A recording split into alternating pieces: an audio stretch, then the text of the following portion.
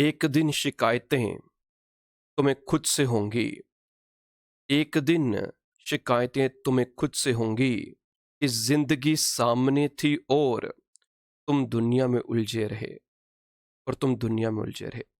नमस्कार, आदाब, सच्ची अकाल। तो बेटा, मार्जिनल कॉस्टिंग, कॉस्ट अकाउंटिंग के जो एमसीक्यूज जो बाकी के पेंडिंग थे, आज हम वो आगे कंटिन्यू कर रहे हैं। 135 तक हमने ऑलरेडी डिस्कस कर लिए थे, तो आज हम स्टार्ट करेंगे 136 ऑनवर्ड से। 136 में absorption costing is also known as, absorption costing को बेटा हम और क्या कहते हैं? इसको बेटा हम हिस्टोरिकल कॉस्टिंग भी कहते हैं। ऑप्शन ए राइट आंसर, इसको हम हिस्टोरिकल कॉस्टिंग भी कहते हैं। द नेक्स्ट वन इज, जो अगला क्वेश्चन आ जाएगा, सेल्स ₹50,000 है, variable cost 30,000, net profit 6,000, fixed cost निकाले हैं।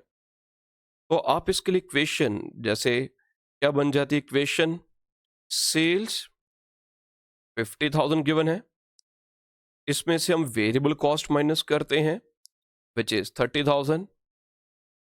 20,000 हमारे पास बेटा कंट्रीब्यूशन आ जाएगी, 20,000 कंट्रीब्यूशन आ जाएगी। और कंट्रीब्यूशन में से अगर हम फिक्स कॉस्ट माइनस करते हैं बेटा तो प्रॉफिट आ जाएगा। और अगर हम प्रॉफिट माइनस करेंगे विच इज ₹6,000, अगर प्रॉफिट माइनस करेंगे तो 14,000 rupees, this will be a fixed cost. Fixed cost 14,000, option B right answer. Next is 138 question number, sales 25,000 दी गई है और वेरिएबल कॉस्ट बेटा 15,000 है। Variable cost which keeps on changing, जो वेरी करती है। फिक्स कॉस्ट 4,000 दी गई और पीवी रेशो इसे हम प्रॉफिट वॉल्यूम रेशो कहते हैं। ये बेटा ये जो टॉपिक्स हैं ये कॉस्ट अकाउंटिंग में, मार्जिनल कॉस्टिंग में है, इसका कुछ पार्ट है, थोड़े बहुत प्रैक्टिकल आपसे डिस्कस कर रहा हूं मैं।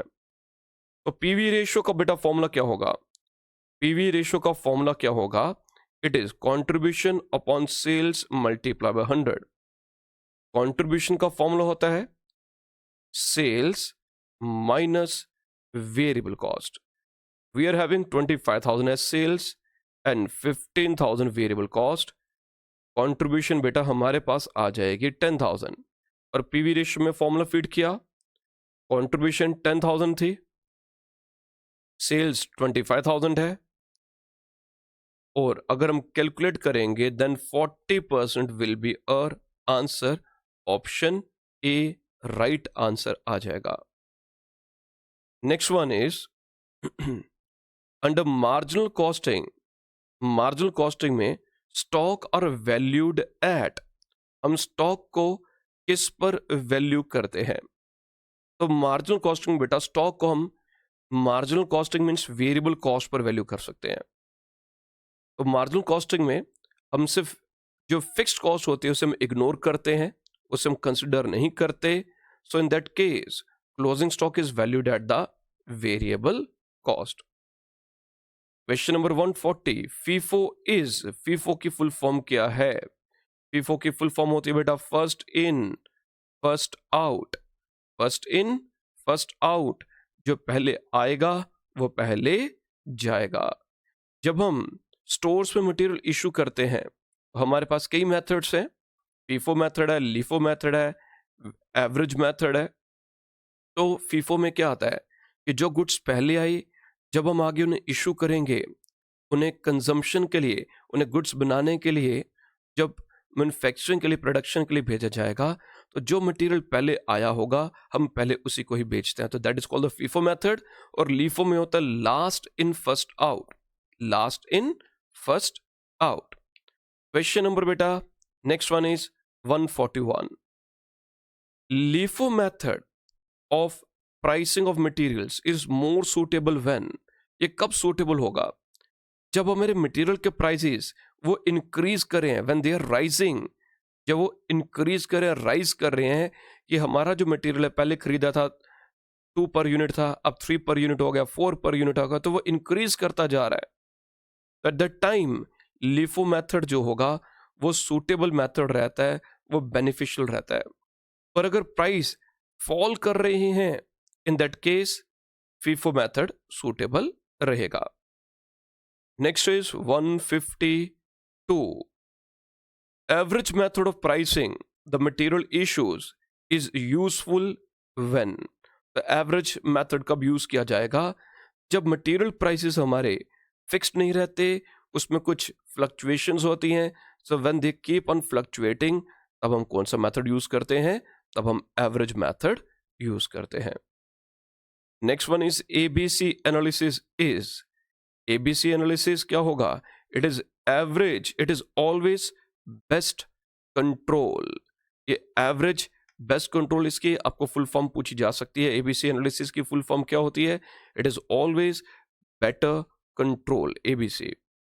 144, सीवीपी एनालिसिस, ये भी मार्जिनल कॉस्टिंग में कॉस्ट वॉल्यूम प्रॉफिट एनालिसिस। इसमें हम बिजनेस में कॉस्ट का, वॉल्यूम का और प्रॉफिट का, इनके बीच के एनालिसिस, इनके बीच में क्या संबंध है, ये आपस में किस प्रकार से रिलेटेड है। अगर हमारी कॉस्ट कम है तो बेटा हमारा वॉल्यूम, सेल हमारी ज्यादा होगी।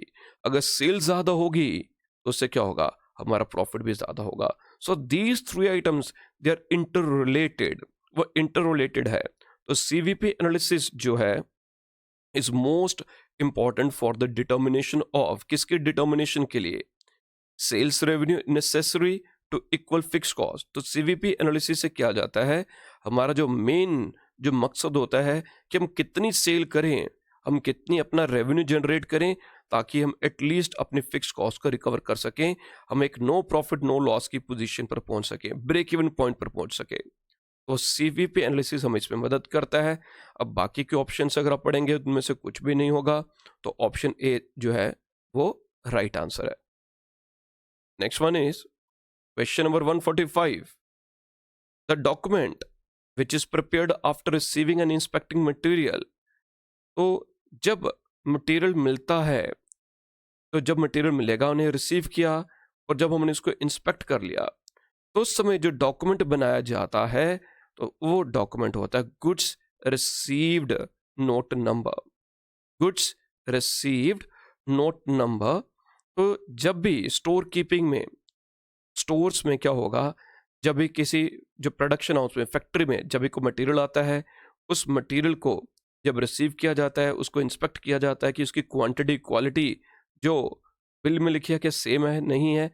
और रिसीव करने के बाद, इंस्पेक्ट करने के बाद, हम जो डॉक्यूमेंट बनाते हैं उसे गुड्स रिसीव्ड नोट नंबर कहते हैं, और शॉर्ट फॉर्म में इसे GR नंबर भी कहते हैं। GR नंबर भी कहते हैं। Material control involves, material control क्या इन्वॉल्व करता है?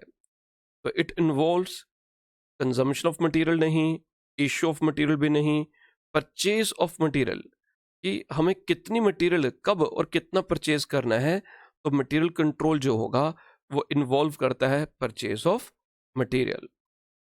नेक्स्ट इज 147, पढ़ाई बेटा सबकी कैसे चल रही है? काउंटडाउन बिगन है, 2 महीने अप्रोक्सीमेटली आप लोगों के एग्जाम्स के लिए रह गए हैं। तो मेहनत करिए, मेहनत करिए और मेहनत करिए। There is no shortcuts for the basics. तो कोई शॉर्टकट्स की तरफ नहीं जाना, keep on doing hard work. ठीक है जी। Next one is 147।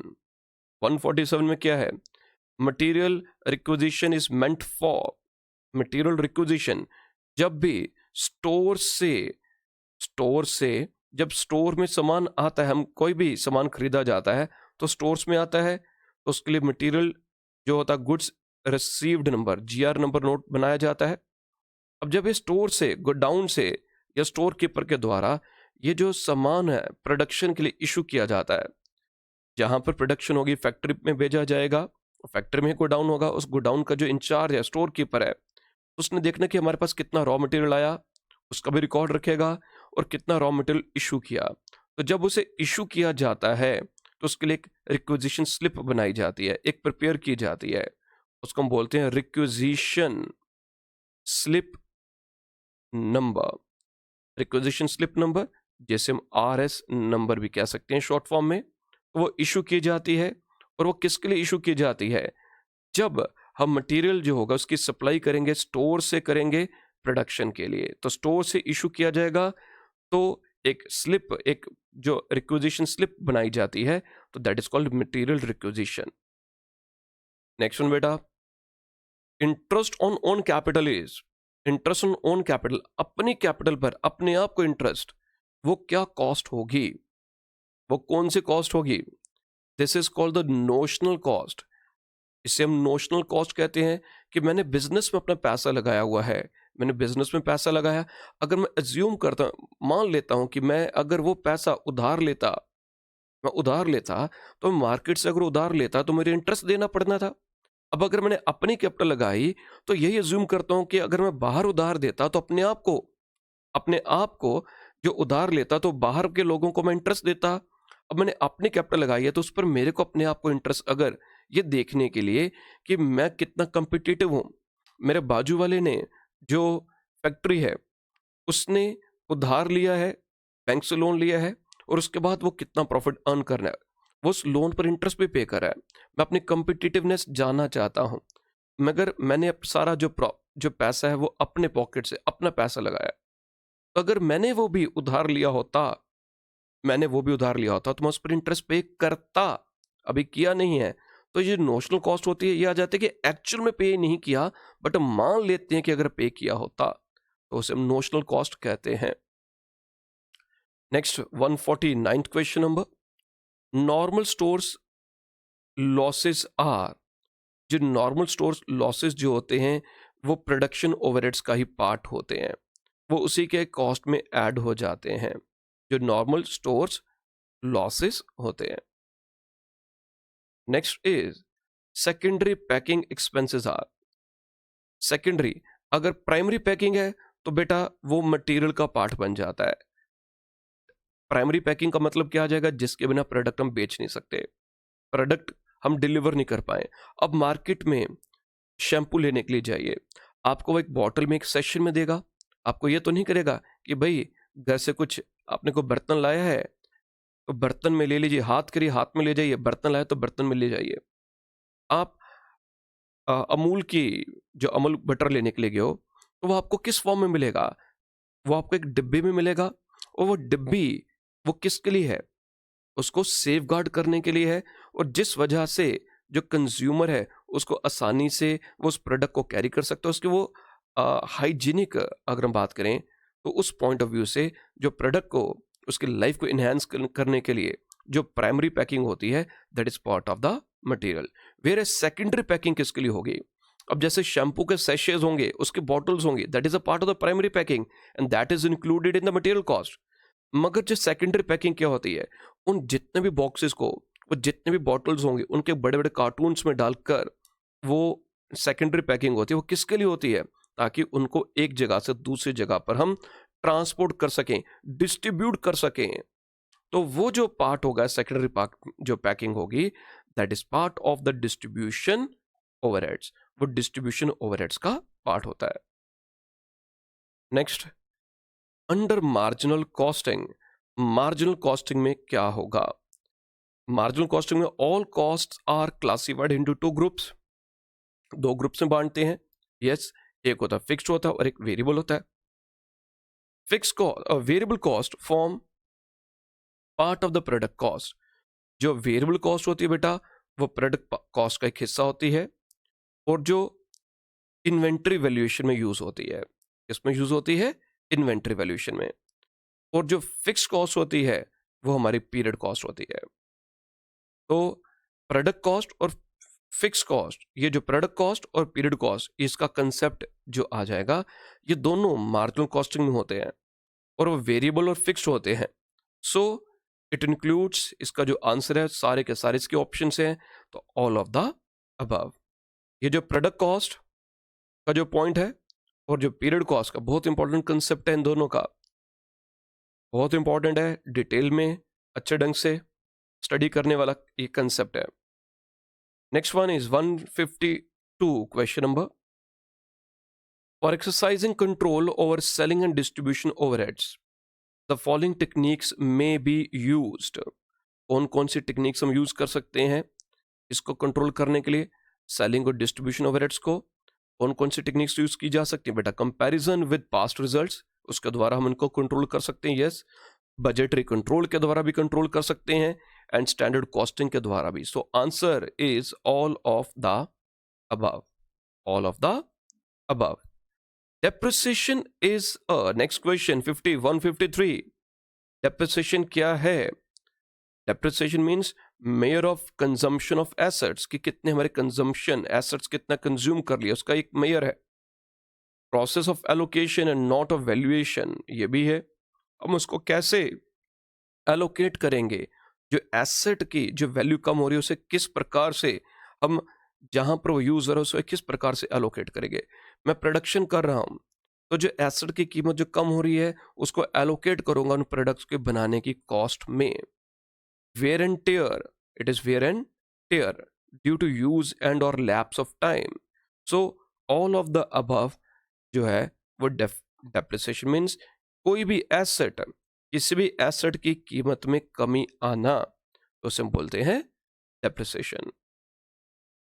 Which of the following does not influence the useful life of an asset, इनमें से कौन सा एसेट की यूजफुल लाइफ को इन्फ्लुएंस नहीं करेगा?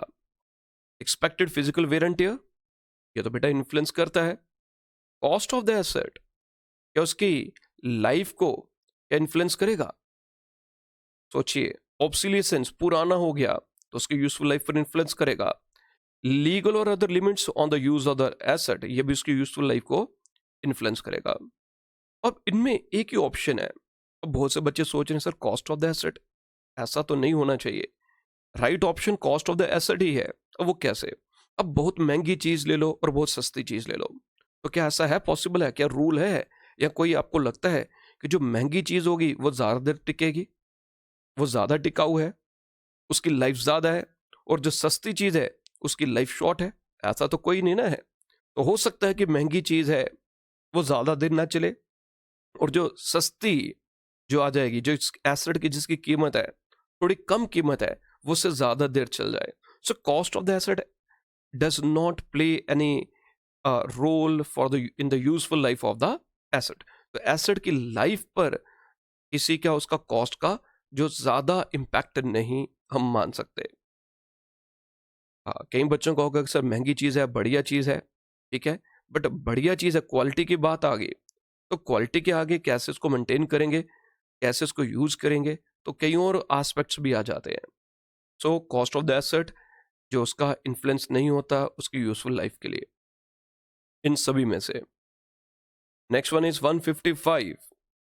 For computing depreciation of an asset, the factors that are taken into consideration include the following, except, किसको हम नहीं लेते, हिस्टोरिकल कॉस्ट कितने का ले, डेप्रिसिएशन. अब इसमें दोनों में ध्यान दीजिएगा, ऊपर वाले में यूजफुल लाइफ थी, इसमें हम डेप्रिसिएशन कैलकुलेट करें, उसमें यूजफुल लाइफ के लिए था. तो हिस्टोरिकल कॉस्ट का तो बेटा रोल है, एक्सपेक्टेड यूजफुल लाइफ का भी है. जितने साल लाइफ है, अगर 10 साल एसेट है तो 10 ईयर्स में हमने डेप्रिसिएशन को, एसेट को 10 हिस्सों में राइट ऑफ करना होगा, 10 ईयर्स में करना होगा. Then depreciation will be approximately 1/10 of the cost of the asset. Estimated residual value, तो कितनी रेसिडुअल वैल्यू, उससे भी अगर 1 लाख की कोई आइटम खरीदी, उसकी रेसिडुअल वैल्यू, स्क्रैप वैल्यू 10,000 है, तो कितनी वैल्यू रहेगी उसकी, 90,000 रहेगी. जो उसकी एसेट की कीमत 10 साल में उसका राइट ऑफ करना है, तो 9,000 पर ईयर डेप्रिसिएशन आ जाएगी. तो रेसिडुअल वैल्यू को डेप्रिसिएशन कैलकुलेट करने के लिए यूज किया जाता है. तो जो इंश्योरेंस प्रीमियम है, इट डज नॉट प्ले ये a role in the computation of the depreciation of the asset. Next one बेटा 156 question number. In accounting for labour cost, in accounting for labour cost, direct labour cost and indirect labour cost are recorded charge to prime cost. बेटा prime cost में मैंने क्या बताया था, only direct जो खर्चे होंगे वो प्राइम कॉस्ट में आते हैं, इनडायरेक्ट जो खर्चे होते हैं वो प्राइम कॉस्ट में नहीं आते. तो ये wrong option. Direct labour and indirect labour are charge to overheads.